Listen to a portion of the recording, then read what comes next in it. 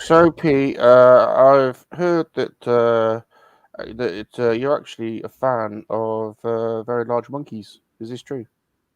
Yes, I am. I'm a fan of them being hairy all over. So, Yeah. seeing as though you're a fan of monkeys, you are aware that I am part monkey.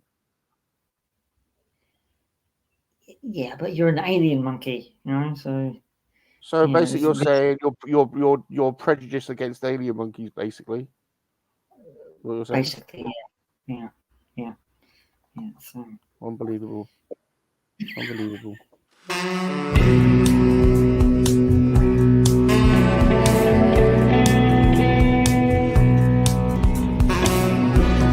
Why do you still feel like you can be like me? Gaining the idea you could be like me. Why do you still feel like you can be like me? Gaining the idea you could be like me. There's only one Salacious Rum, and he's the only Well, there he's is a the guy called only Pete there. There's a guy called truly Pete here as well. Yeah. he's truly known. Why do you still feel like you can be like me? Gaining the idea could be like me.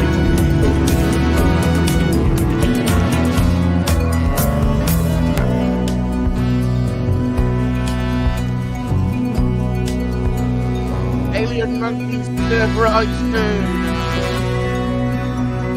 What about them Earth monkeys? What about the alien monkeys?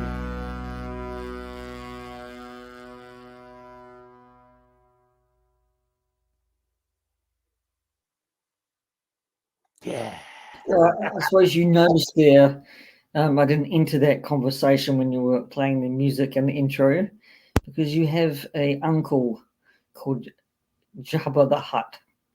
Well, he did. I know he's probably got relatives, and probably he could actually eat me like a frog or squish me. So He has got a bit of an appetite, Jabba. He has got a bit of an appetite, it's true. I don't want to be. I don't want to be in the middle, or you could say the proverbial middle of a flesh big jelly thing. Slug. What am I saying? I don't know. Big slug. Yeah, He's a big slug. yeah, yeah. So I think that's sensible. Sensible position, Pete. Sensible position. yeah, Good day, good day, good day. Welcome, everybody. Welcome to the Two Pommies, the only show where you get 2.5 stars for the price of one. Starring from England, the leader of the Monkey Lizard Army, Salacious Rum. MLA. All right. MLA for short, right? That's right. That's right, Pete. That's right. My army and my plus my harem of special lady friends. You The know, ever-growing generals. the what generals? We ain't got a position. We ain't got a position for you yet, have we? I thought I could be the excuse the wording here. So. You know, the in and out spy. He's an in and out. He's an in and out. Not in MLA as such, but spying, right, on things out of the MLA, but in the MLA. Well, you could be a double agent, Pete. Though, what if you're a double agent? Yeah, okay, I'll be a double agent. Well, no, So, I don't think that's desirable. Being a double agent, yeah, so, I don't think, a license to get shot down with insatiable insults. There you have it, folks. Our next host from New Zealand, Peter Jackson's favourite fluffer. Fluffer? Fluffer? Fluffer. From the Yeah. PGM show. Fluff It's that one up. Peter- Oh. Fluffed it up. It's Peter Gordon McKinnon. Yeah. We're back, Pete. We're back. We're doing it Back. again. We're doing Back. things Well, again. I just actually imitated you for a second. Back. We're back. We're doing it again. We are doing stuff. Episode Right. 2. Episode Oh. 2. And you've done 2 cracking adverts to date. Yeah, I did Right. actually. Yeah. Right, so it was good. Unfortunately, Mm. having technical issues. So, but if you want to Well, check it out, we weren't planning on showing it. It was very last minute. You were like, "Can you play my advert?" I must admit, yes, it was a little bit like last moment. So, Welcome to the show, everyone. I'm your host, Bob Rum. For those of you that aren't in the know, a pommie is a derogatory word used in Australia, New Zealand, and South Africa to refer to a Brit, derived from the acronym POME, or Prisoner of Mother England. But just who is the prisoner exactly? Tonight, we will try and find out as we discuss King Kong from 2005, not 2205. That would be a crazy futuristic Kong that we haven't seen yet. 2025? Oh, goodness. But we will discuss Pete's experiences behind the scenes and on location. Now, Pete, before we get into it, 2025. here we go. He's doing it. Sorry. No, go on. Could resist. 2205. 2205. We'll be old men. I think I'm an old monkey-lizard. And Will here's you my be old dead? friend. Here's my old friend Pete. We'll be having. Oh, Pete, my hemorrhoids are playing up again. How are yours? Don't mention those. They're up already, mate. So yes. No. Right. Before we get into it, I think we need to welcome in the army. So let's see who we've got. We have got a load of questions for Pete. But before we do that, let's say hello to some friends. We have Lady Aisha. Aisha. Hello, Aisha. Aisha. Hope you get better soon. That's right. That's right. Get better. Look after yourself. It's quite cold here in England at the moment. The weather's turned. We're going into. Don't want to put the weather conversation here, going it. But you're going into the winter. Right? We are. We're on the way. Yeah. APD is here from the APC. Hey, mate. Good to see you. Good to see you. The Buddy of Dragons is with us. Hey, buddy. All right, DB. Lady Stephanie's here as well. Hey, Stephanie. Stephanie, good to see you. Thanks for coming along. Lady Stephanie. Ricardo's here as well. Ricardo. Good luck. Hey, Ricardo. Ricardo. Hey. Okay. Hey. Lady Catherine. Once was Vader Girl, but now only Vader's Girl. Oh, yeah. Only. No. Only you better. Oh, Crazy. Crazy's here. Hey, Crazy 8. Crazy. Right. Crazy. Yeah. And the Emperor's here as well. The old Emperor. Yeah. Palpatine. He's always about, isn't he? The Emperor. He's always about. Yeah. You know? Yeah. Old cross with yourself. Sorry. Orlando. Right. What's he saying? I was lucky enough to see the 1933 King Kong in a large downtown theatre when I was 16. Oh, wow. Wow. Incredible. Glorious. Fay Ray. 1933 King Kong and he was 16. How old are you, Crazy? 150? How old is he? He was 16. I am not touching it. That's all Salacious. Jesus, Crazy. My mouth's ain't that good. Right, we have this movie. Dino Golf. Good to see you. Good to see you. Well, we are going to find out. Pete was on this film, and we're going to find it on the film. Do you know, I'm so rusty. I can't say anything. Pete was in this film, so we're going to find out about his experiences in a second. Three days gone from streaming Salacious. I know, it's all over. It's absolutely all hell over. breaks loose, and you can't even. I know. Good to meet you, Dino Golf. I don't think we've met before, so thanks for joining us. And hopefully you'll come back. Right. So King Kong, 2005. Let's get ourselves refamiliarized with this movie by playing the trailer. Awesome.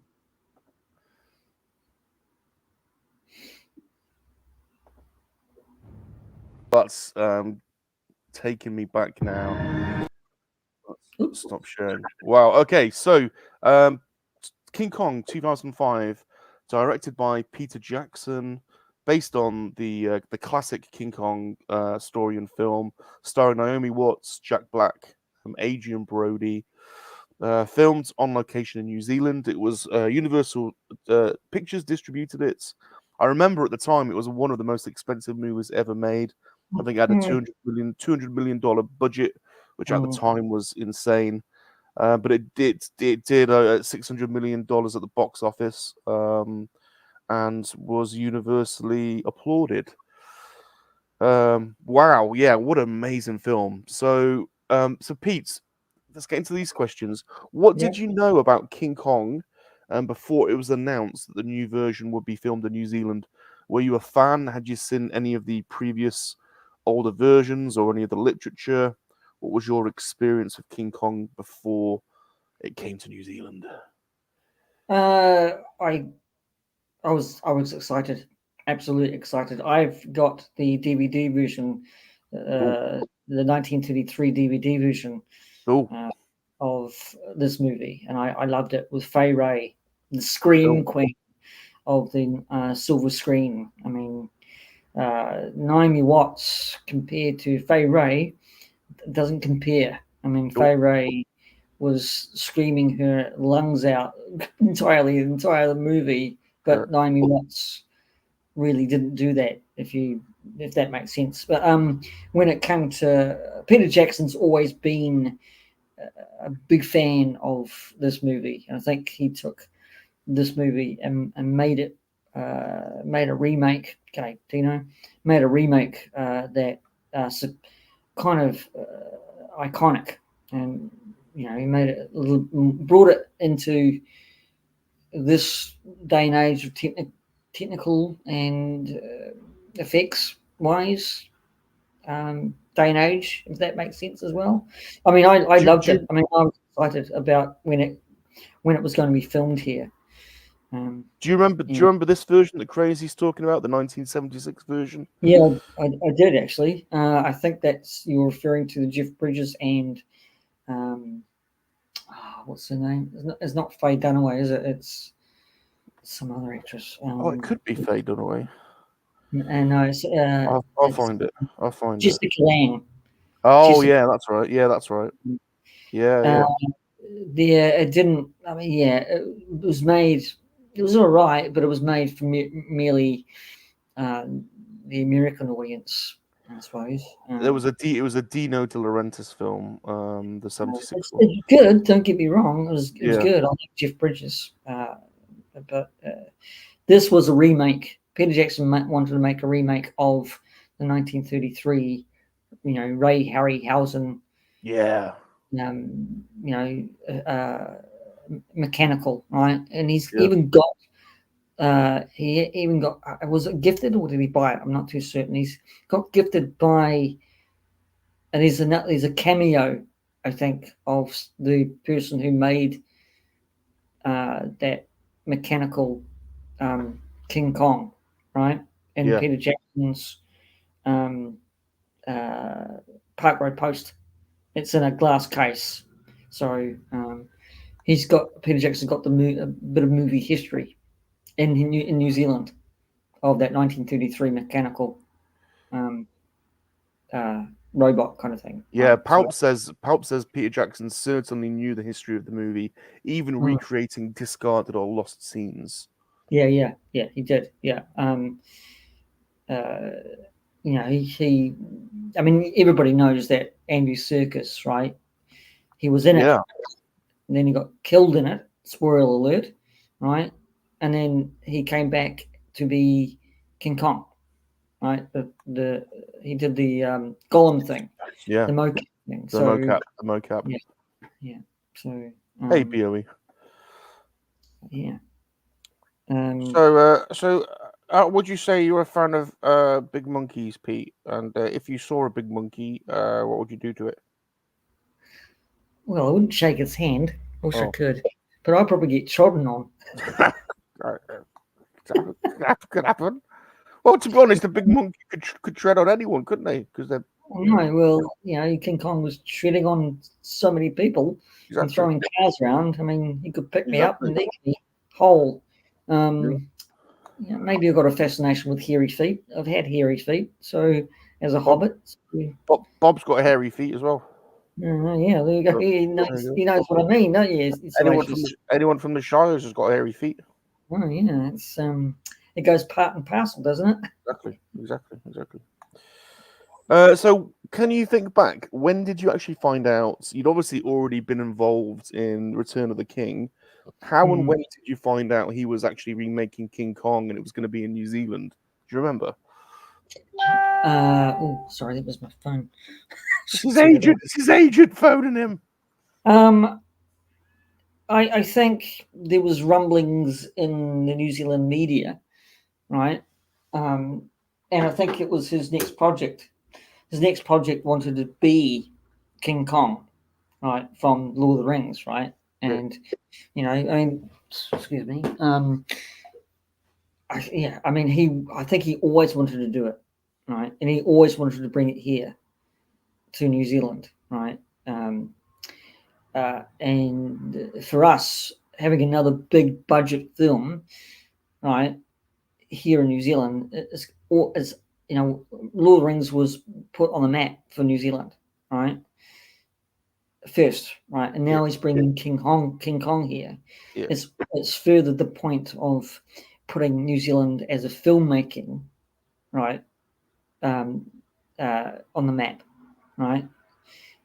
Peter Jackson was synonymous with Lord of the Rings, right, and then now he's branching out into what he loved, and he loved King Kong. But you know when when you went on, when you were on Return of the King, they hadn't announced it then, had they? No.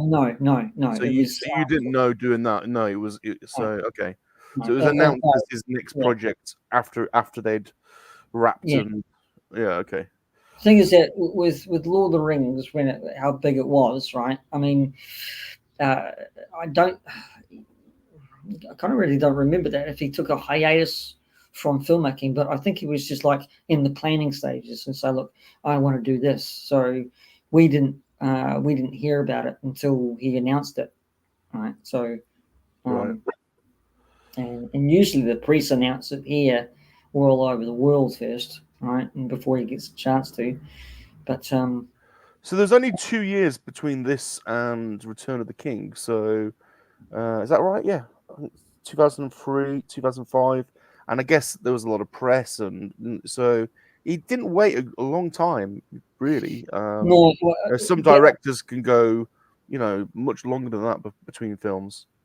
Yeah, but I think this was one of his passion projects. Yeah.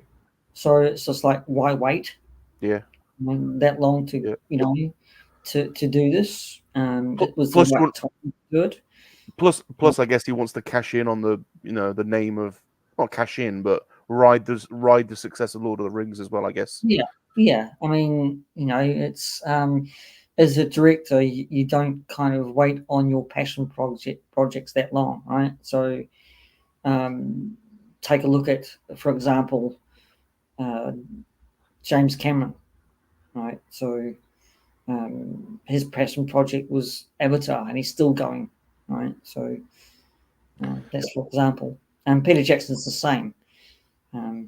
it was the same. Now he's a producer, so he doesn't really do too much directing. But this was, this was his passion project to do. So, thanks, Dragon Buddy.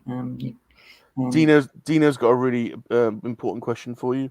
Have you ever heard the song King Kong plays the ping pong with his ding dong? No, that's probably American made, So I heard of that one. Yeah, I haven't heard of that one. Hey, Michael. Hey, TJC. See you, everyone.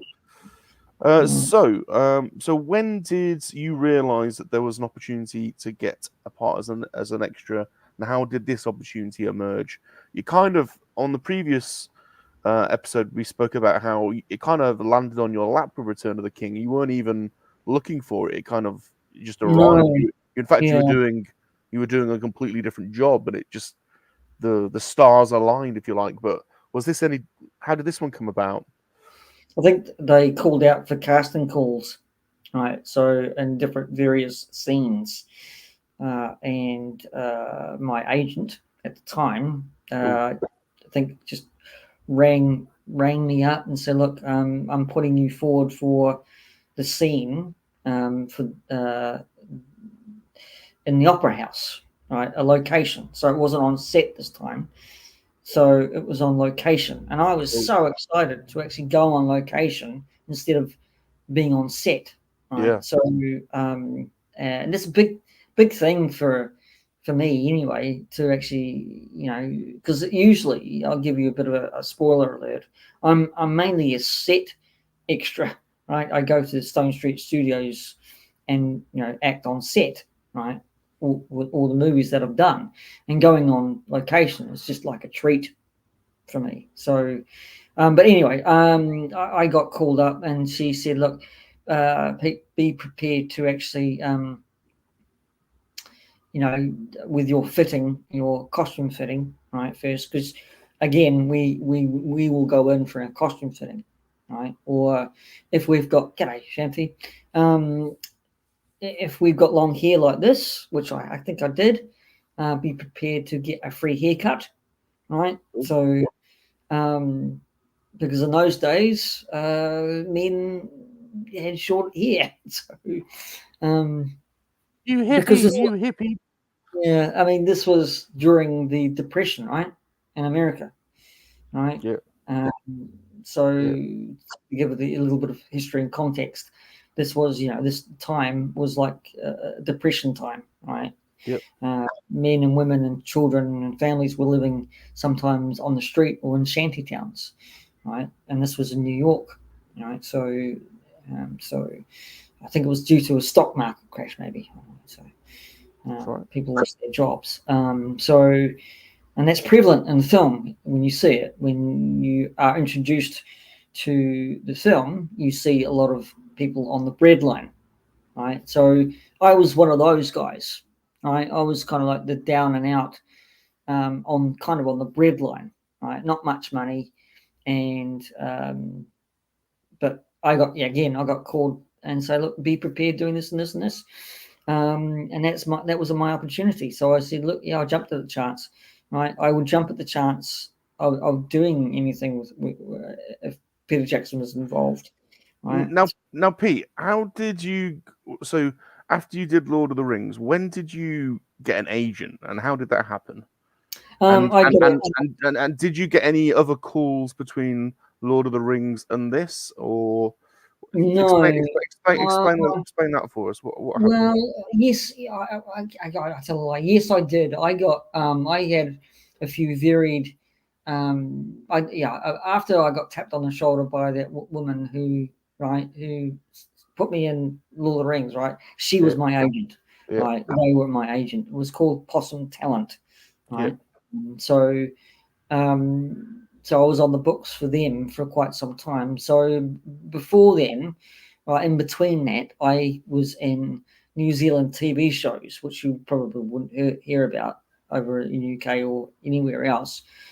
So I was in, kind of comedy dramas as extras, right? An extra, right? So walking on and off screen in a TV show or that had a few episodes, like a mini series, Right, it wasn't too, it wasn't series after series after series. It was just like a mini series. So I was an extra on that, and I was doing dinner theatre. Would you believe? So I had a character doing dinner theatre and honing my craft, and I wasn't really good at it. I mean, I was drinking back then. What's dinner theatre, Pete? What's dinner theatre? I don't know. I can't remember. God. Dinner theatre. Dinner theatre is just like you have these actors, right? You play on a script, right? And there was a script called Murdered by the Mob, right? So my friend Alex was a detective, right? And then you have mobsters, right? And somebody killed somebody, right? So he was trying to find out. He was trying to find out who the murderer was, right? So we're all suspects.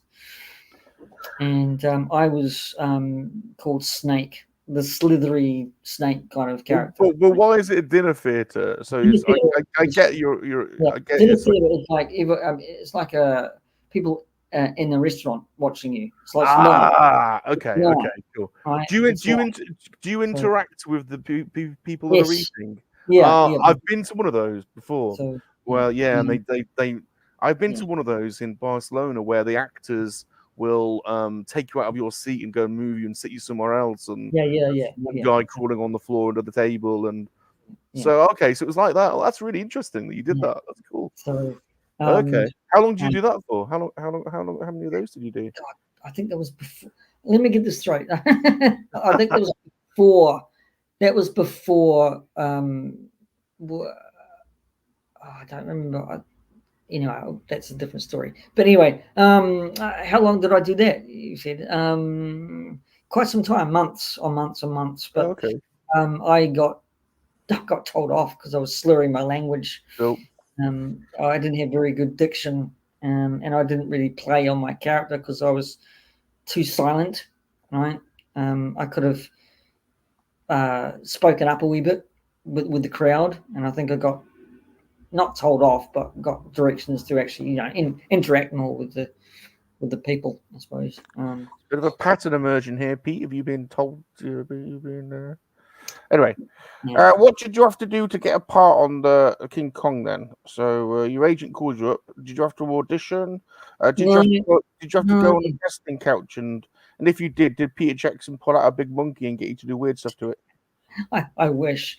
No, at that point in time, I wish I did actually audition for parts, but at that point in time, I was just quite happy to actually be an extra on it. And I think it's like every casting agent who deals with extras and extras only.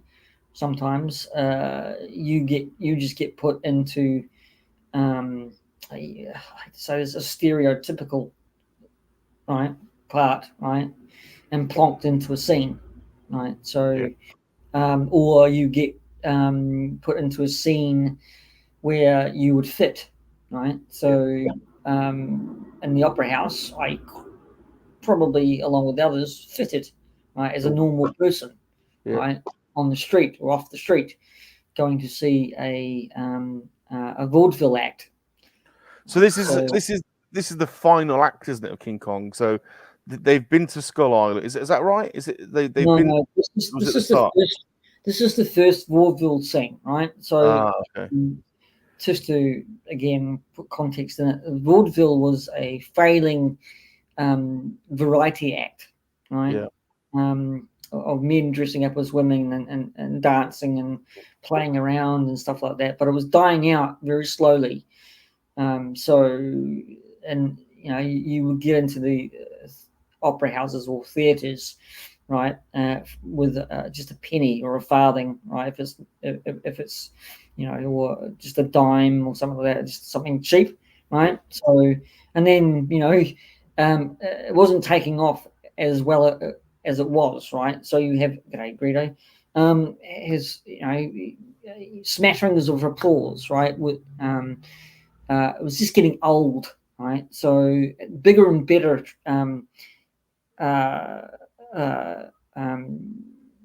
acts was on the horizon. Hence, King Kong, right? The eighth wonder of the world. Is it ninth or eighth wonder of the world, right? So, everybody was, dining out or trying to actually have money, right? So, was it? But was this at the start of the film or at the end of the film? It was the start of the film. It was at the start because it was where they found the actress, wasn't it? Yeah. Well. Yeah. Exactly. Yeah. That's where Naomi Watts. Was found, right? Yeah. Because Jack Black's character wanted an everyday woman, right? A blonde-haired everyday woman, and it's where, again, it's where Fay Ray fits in as well with the 1933, right? So yeah, that's where her journey began, I suppose. Yeah, but so it's the first one. It's not the second theatre one where they see King Kong, right? No. So describe your scene. I'll just see if I can find the image of it. What scene were you in then, Pete? Was the theatre scene where we had smatterings of. It was called the Laughing Man scene, right? Where a big, large dude sat in mainly the second or third aisle, right? Aisle of seats, and everybody else was like, they weren't. It was like in a nice old theatre. Everybody was either disenchanted or doing other things like reading the paper, right? Because they didn't want to really didn't really want to be there, but is that a word or no? Disenthusiastic audience, right? Watching a vaudeville act which wasn't really good, or watching dancers and movers and acrobats, and I was in that scene, so I was, so that's the Laughing Man scene. So that was right at the beginning of the movie, right? So if you see a guy go like this, sorry, I put here like this, right, behind the sailors, right, and that woman, that's me. Yeah. So this is the scene at the start of the movie. Naomi Watts is actually on stage performing. This is the director guy, and you're actually in one of the seats watching, and that's the scene. So, and it was quite good. Really quite neat, actually, because we had to react to these, or don't react to the performance, because we're just bored out of our minds, right? Except for that guy, right? So who loved the shows. They called it the Laughing Man scene because he just laughs his head off, right? Because he thinks it's funny, but yeah, it's a really good scene. The opera house, mate. The opera house here in Wellington was so amazing. It was just like the smell. It was like the smell of, old, carpet and chairs, and it was just. And did they? And I think I read. Did they actually? They filmed it at the Auckland Opera House, didn't they? No. They filmed it in the Wellington. The Wellington. Okay. We've got an opera house on the kind of main drag here in Wellington, where it's not protruding out like big opera houses like Australian Opera House, right? So it's just like doors, right, melded into just a into the, how you say that, into the landscape kind of thing, right? Aisha says, have you ever been recognized by anybody? No. No. I'm just an extra. So apart from his mugshots, Aisha, apart from his mugshots. Yeah, apart from my mugshots. And so Shanti says, which sets did you enjoy more, Lord of the Rings or King Kong? Good question, actually. I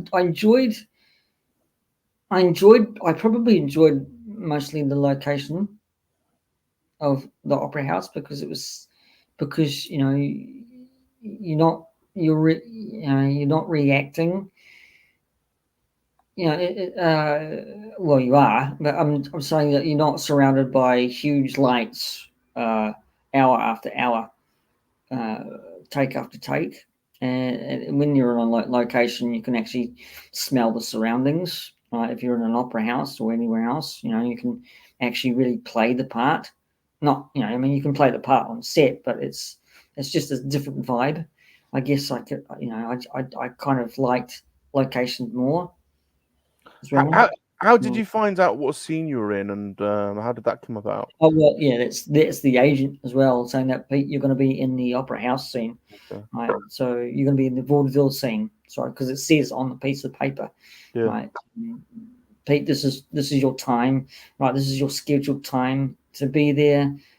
This is your fitting. Be at the fitting right at that time. Be it you know, you'll be picked up, right, and driven from Stone Street Studios to the set, right, to the location. Cool.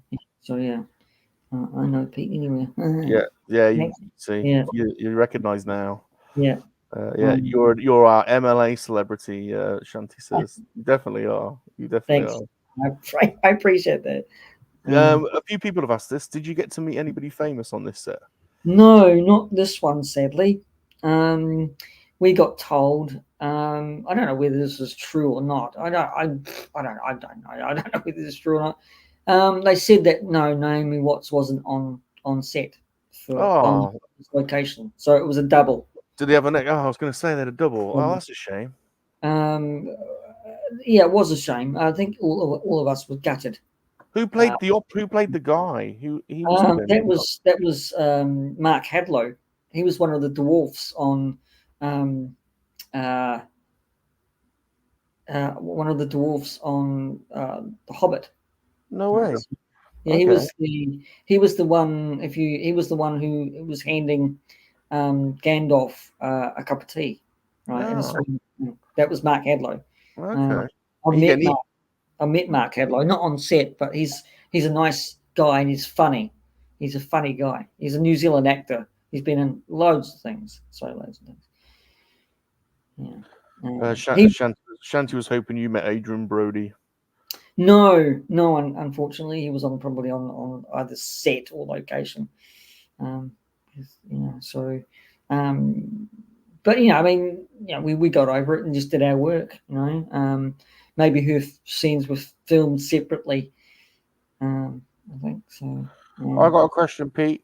Did you consider photobombing any other scenes, like running on the set and jumping on the back of King Kong?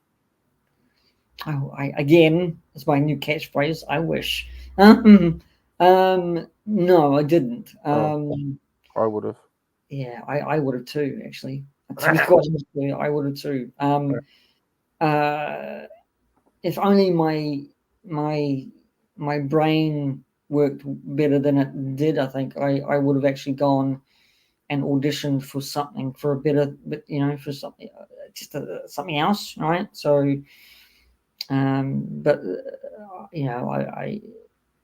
I was content on being an extra and getting work as often as I could. Crazy 80 says Bifur. Is that the name of the in the Hobbit? Is that his name? Bifur. Before, that's one. Yeah, before. Yeah, that's one. Yeah. Thanks, Crazy 8. Yeah. He's got good knowledge, any Crazy? Good knowledge. He's got good knowledge. What's Tino saying now? Apparently, that's a song he mentioned earlier is a real song. He said. Now he's saying, have you recorded or plan on recording your death scene for my upcoming release of Don't Scream Part 2 later this month? This is a real thing. Yeah, no, it's a real thing, Dino. Who are you asking? Who are you asking? Yeah, who do you want? Do you want the New Zealand star of 7 blockbuster movies, or do you want the ever-presentable Salacious? Yeah, the intergalactic pop star. Yeah, and also is an amazing hit with the ladies. Yeah, and whose cousin is Crumb. So yeah, it's yeah. Is it cousin?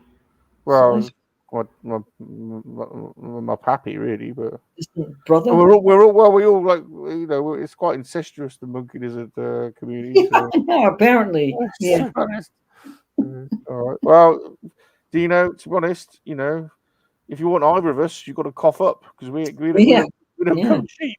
No, we don't. So, in fact, that's a good segue. If you want either of us on, then consider getting yourself a print. Now we are working on a King Kong print, but we'll probably show that on the next stream. It's not quite ready yet. We're still tracking down a 4K pressing, but I have done a few designs. So, but this one is still available. Yes, it is still available. Yeah, quite a few people have bought them, and we've had some good feedback. The quality of the print that you managed to get is really, really good. Well, thank you. Yeah. Oh, there we go. Yeah, thanks, Salacious and Bob, putting that up. So there you go. If you would like your own signed prints of Pete, starring in Samwise Gamgee's wedding scene in Lord of the Rings: Return of the King, all you need to do is go to PayPal and search for the PGM show. It comes up pretty easily once you search for that. And the price to have it delivered, signed by Pete and delivered, is 47 New Zealand dollars. So you do pay in New Zealand dollars. The equivalency roughly is about £23 UK, which I think is an absolute steal, to be honest. 29 US, it's about 43 Australian. But remember to give your name and address. You can write it in the messages, or you can DM Pete, so he knows where to send it. Go on, Pete. Yeah, one thing. Sorry, interrupt you. One thing is to put it in friends and family. Yeah, because I have to say, he won't say it himself, but he isn't really making a great deal of money out of this by the time he's printed it and posted it to you. But this is a bit of a long-term thing, so we're hoping to build up a series of these prints that Pete can use. And I've got to say, I'm just going to show you mine because I am actually absolutely blown away with mine. I've already had it. I've already had it framed, and so have a look at that. Well, there we go. Fantastic, and you did a great job with the signing. Oh, thank you. Good job. Yeah. No, you did a great job. So I am definitely proud to have this amongst the other autographs I've collected at various conventions and things. Because the best thing about this one is it's got you in it. Look, and I know you. So I like that. There you go. Well, it's actually got me in this one as well, but it's just hard to see. So yeah. Well, we'll definitely show it off. We'll talk about the next stream a little bit in a bit, and we'll definitely show it off then. Let's see what people are saying. No. I mean, I think it's. You said, look, I'm not making too much money out of it. I don't mind. Really, it's the privilege I get to actually give you guys a piece of what I've done. Right? If that makes sense. Yeah. It's really hard to express, but yeah, it's yeah. Right, we like talking about food around here. We're always talking about food, but these are important questions. We've not been on set before, so which set had the better food? Lord of the Rings or King Kong? Can you remember? Lord of the Rings had the better food.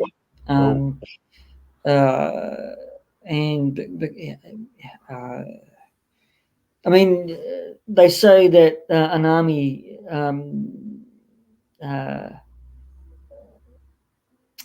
army arrives on its stomach, or is it arrives on the stomach or journeys by stomach?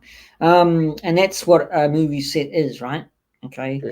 And you know, half the budget is catering, and on Lord of the Rings, right?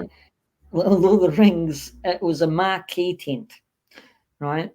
And you had this huge trestle tables, right? And that's I'm meaning just one. I don't mean just one meal. I mean breakfast, right?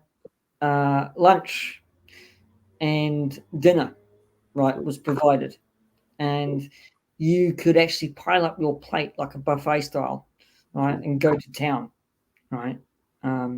You had coffee, tea, juice, everything that you know, except for alcohol. They don't drink alcohol. So, good job, Peter. To be honest.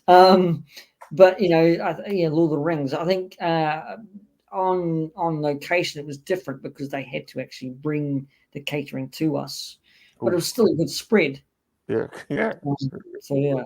And I think, from my recollection, I think they set up the marquee tent across the road outside for us,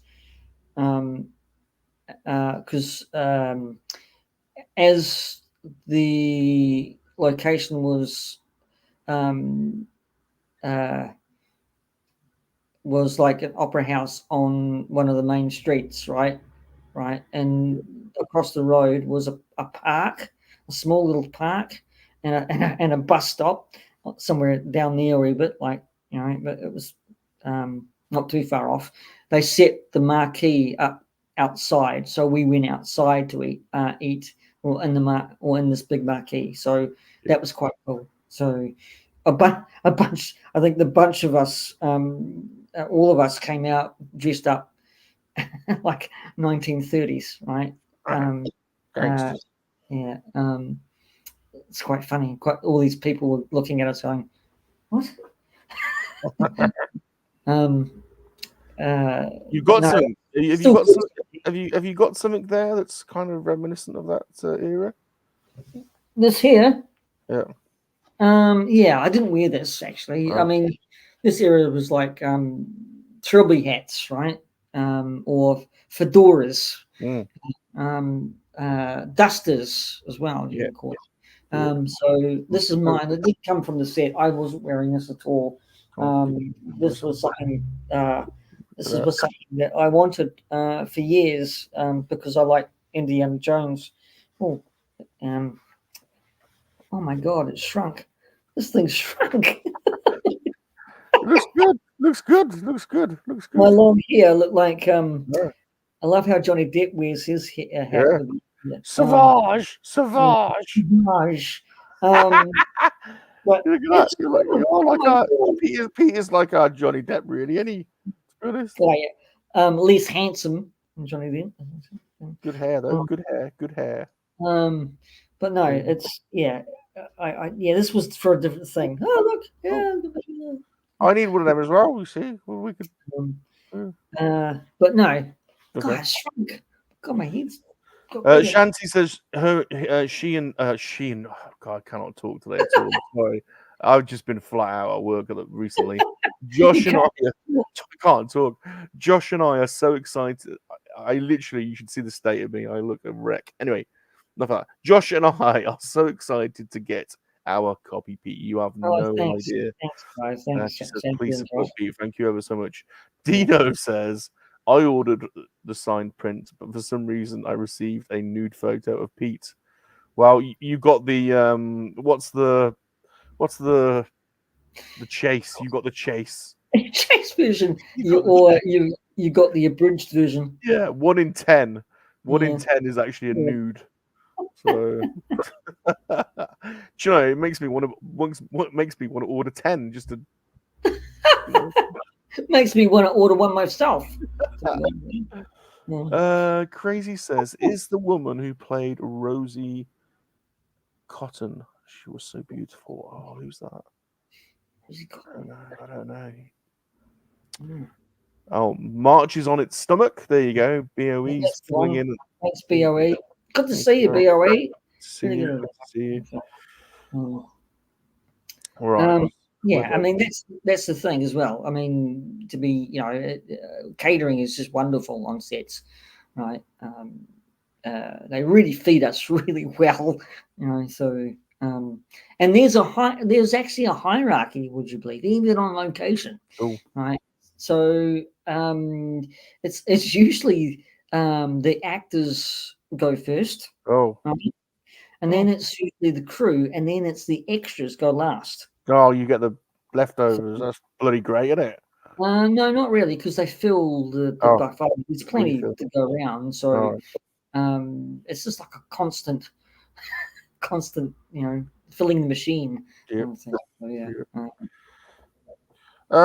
Pete, when did you see the film then? When was the first time you saw it, and what did you think of the film itself? My recollection when it came out, I think we had a plan, some of the extras to go and watch it together.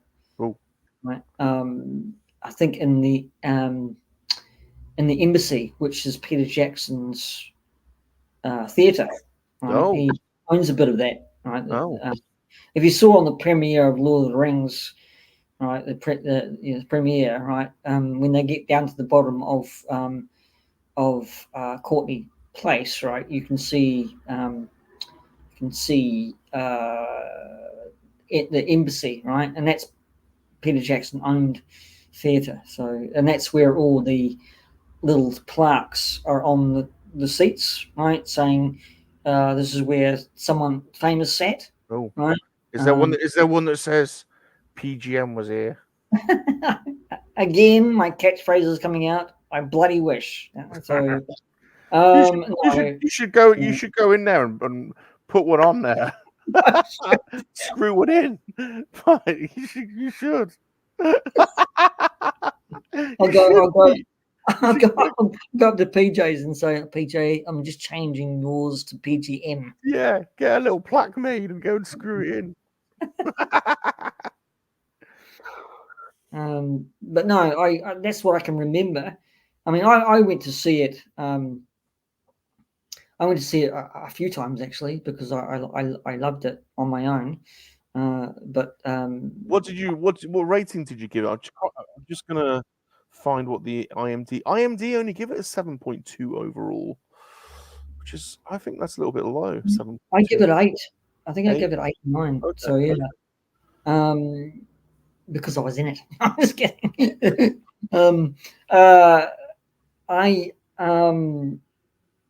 I had a bit of a fascination with this. I'll tell you a bit of a funny story. When this came out, I got it on DVD years ago. I still have it on DVD. And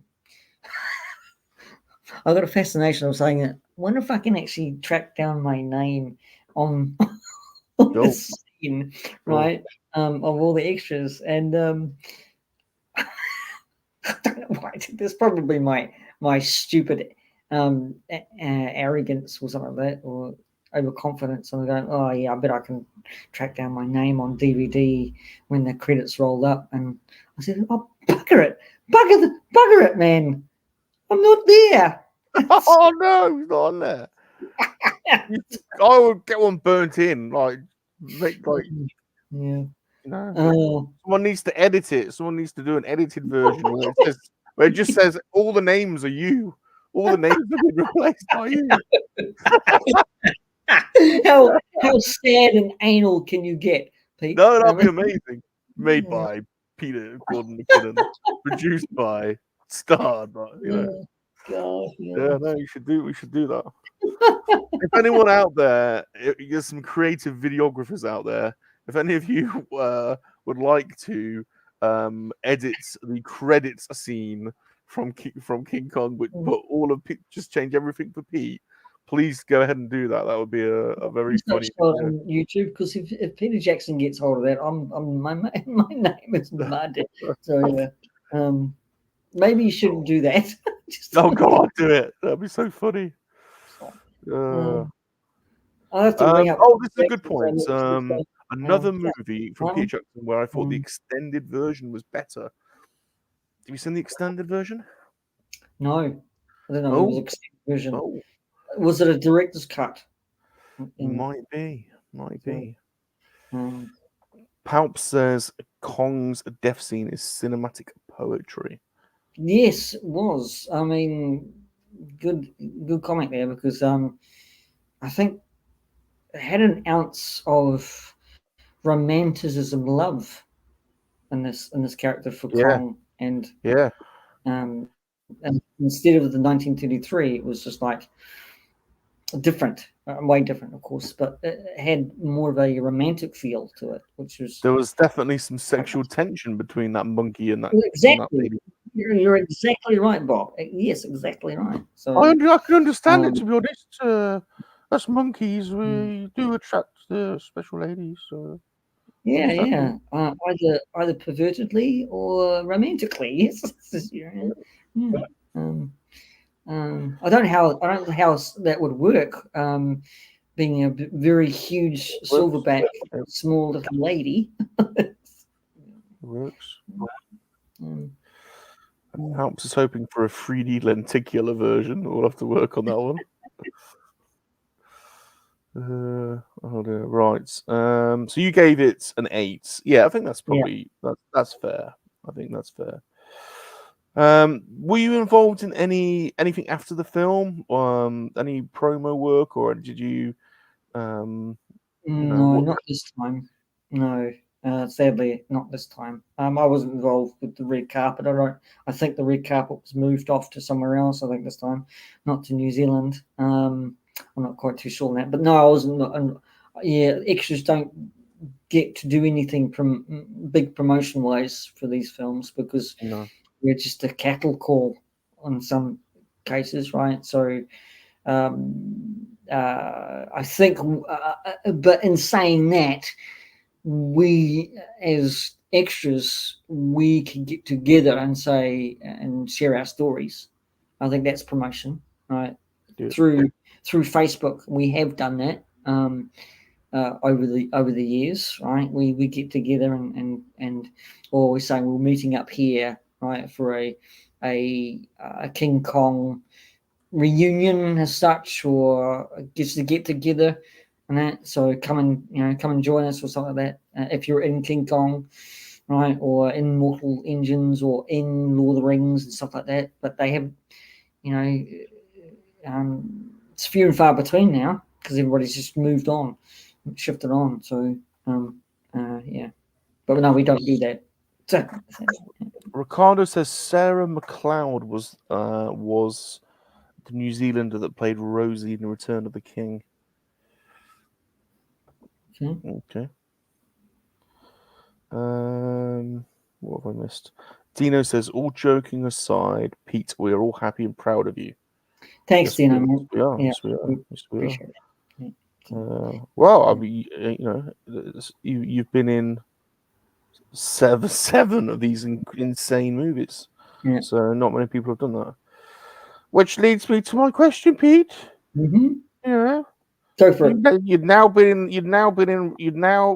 The scene has been set. You've now been in Lord of the Rings, and you've now been in King Kong. Mm-hmm. The time is right. You are there. You've been in 2 blockbuster movies. You have the opportunities are there. Please tell me you exploited your success as a Hollywood star with a special lady friend. No, not. Yeah, I was actually still infatuated with Lucy O'Connor. Lucy. She was. Lucy. I mean, forgive me, Lucy, if you're watching. Sorry, Lucy. We're about to talk about you in a pervy way. She was great. She was still in Wellington at the moment, but she was about to move off with her own career. So, but we remained friends as you do. I was paired up with another fantastic actress extra on that location. She was acting as my scene wife. On that. And, did you suggest anything like seeing as though you're my wife in the film, to make it more believable? Shall we, practice some scenes together? That's what I would have done. Yeah, probably would have got a really further slap in the head and the face. But no, she was great. She was great because we got told just play off one another, right? So as that's what I mean. That's what I mean. But this was really quite quite funny because she took out she took out a hanky, right, and she did this with a hanky on my cheek, right, throughout this the scene and stuff like that. She's Awesome. doting on you. It's really, really awesome because it's like like a wife, she's just, she's doting on you. yeah, exactly, doting on me. I played on that. And what did you do? What did you do? Touch your boob? No, no. Stroke a leg. Stroke a leg. Kiss her on the cheek. Kiss her on the cheek and go. Thanks, love. Yeah, so I could have done that, but I didn't do that. So, missed that opportunity. So, right. Well, I'm gonna keep asking. At some point, you must have. I know you're gonna keep asking me. I'm gonna keep on deflecting. So then, in summary, the overall experience. This is your second blockbuster film that you've been on. How would you sum up your experiences on the King Kong? King Kong was brilliant on location, of course. Getting a free haircut. Yeah. Going back in the past, 1933, on another Peter Jackson film, right? I just enjoyed it immensely. I mean, I met again a whole lot of friends who are still my friends today, and just the smell and the surroundings of the Opera House in Wellington was just immense. It's just like you could smell the oldness, right? Just smell the even the performing stage was just brilliantly beautiful and decked out, right? So how you go into one of these London theatres, right? Old London theatres, you can smell the nostalgia, oldness, and the sweat on the playing as a person who was bemused with vaudeville at the time, trying to play off my acting partner, right? It was just brilliantly funny. It was great fun.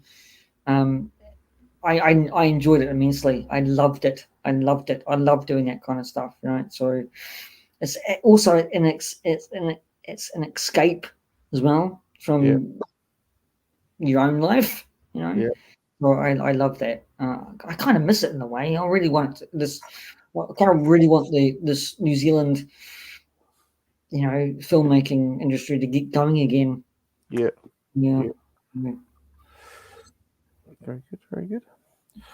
Well, I think I find it fascinating, Pete, hearing about these experiences. So thanks for sharing with us again. Mate, it's cool.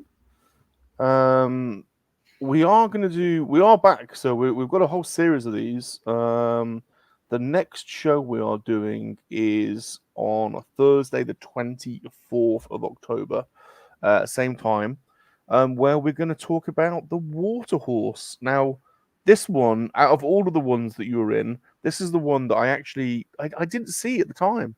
So, do you want to just briefly?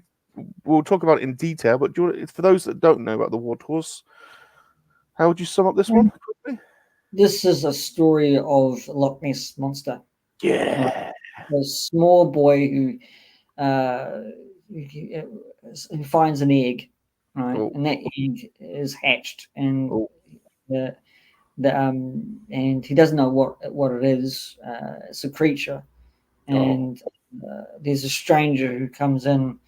Right, the army comes in as well, and invades a house in Scotland, because it's based in Scotland, and of course it is. You know that.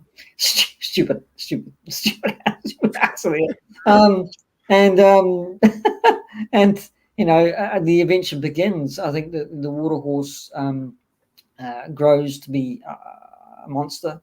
Right, and then you have this funny comical side of the locals, snapping a picture, right, of the Loch Ness Monster, which was fake. Everybody believes it, but it's a beautiful story of a young man called Angus, and Brian Cox plays the old man Angus, who tells the story to the two backpackers who come into a pub. Beautiful story. Some of it was most of it was shot in New Zealand, but I think some of it was like the house was shot somewhere else, like maybe in England somewhere, to get these exterior shots or something like that. So yeah, very good, very good. Yeah. So make sure you come and join us for that. Then that's going to be another fun deep dive. Massive thank you for all of you to come out and support us again today. I've had a lot of fun once again. Have you found it, Pete? You had a good time? Oh, brilliant! I love these episodes, and thank you for supporting me. And again, this is the Two Pommies, because it's me and Salacious and Bob. It's fantastic. I love doing these shows and telling you my story of these, right? The background and of how it was on set or location. I get a kick out of it, and I love giving you signed copies of the prints of or the scenes I've been in. I just love it. Yeah. So there you go. There's the details. Just once more, if you would like a copy of the Lord of the Rings prints, it's also going along the bottom of the stream. So I won't go on about it again. We are working on a King Kong one. So we are working on a couple of different designs. We're just trying to find a slightly higher res version of the scene. So once we have done that, we will present a few different ideas, and then pick one that we want to put to print. So right, you've had this thing as well. We want to see this. Hold on. Hold on a minute. Yeah. You know that scene what you've just actually put up, right? Yeah. Okay. That's this scene with a so there you go. Where he grabs him on the arm, right? Yeah. So I love this figure. I should have got more, but I didn't.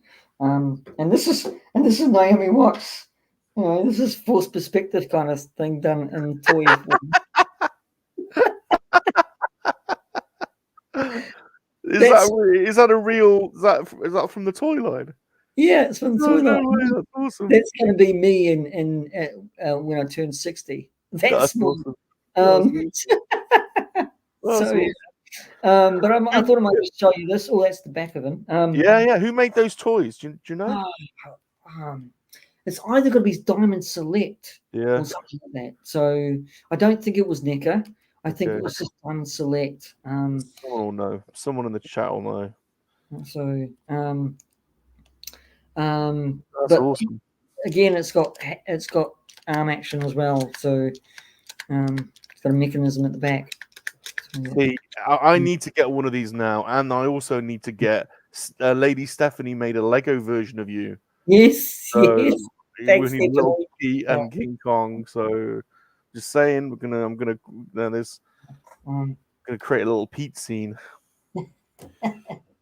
So if you want to get it, you're gonna have to hunt them down. I think they're still here.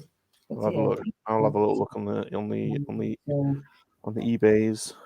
I can't understand them up now. Right. Well, thanks everybody for watching. You guys have been awesome. Once again, we really do appreciate it. Please smash the like button. Subscribe to both of the channels if you're not subbed. If you're on the rewatch, Pete has his own YouTube channel. It's called the PGM Show, and you can find a link to that in the description, or here it is here. So go and follow Pete as well over on his channel. And and we will be back to discuss the War Tabs and more. So this is the next one. Thursday, 24th October. Oh, and before we go, I didn't actually say this to Salacious or Bob. I'm going to, if you want to, right, I will throw in a bonus movie that I was in here in New Zealand, and that will be 7 movies. But you didn't get it. shown in the UK or US. No. It's a New Zealand film, right? That's a bonus. We've got to do a bonus. We're going to have a bonus episode. So there you go. Okay. Yeah, you're on. You're on. We'll do a bonus one. You're on. Yeah. Right. So thanks everybody for watching. You guys are awesome. Get your King Kongs out, and you. But whenever we do probing next, you can get your Kong out, can't you? Yeah, my Kong out. Yeah, definitely. I'll definitely get my Kong out. Yeah. I'll get my ET finger, and you can get your big monkey out. Yeah, no, yeah. Goodbye, everyone. Look, we can do. No, get your Kong out. Yeah. Get your Kong out. Everybody get their Kong out. Wave with your Kong. Oh. Yeah, there you go. See you later. See you later.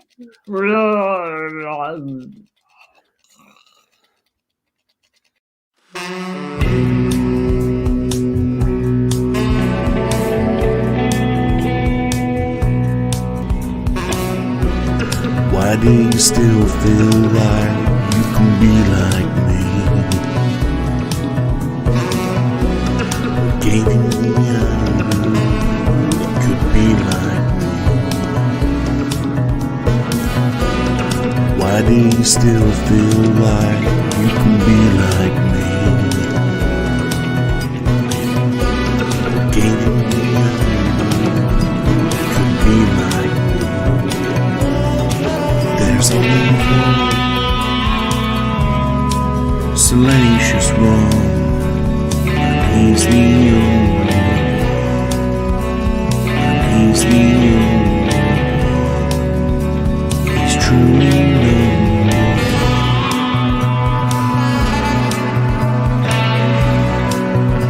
He's truly number one. Why do you still feel like you can be like me? Gaining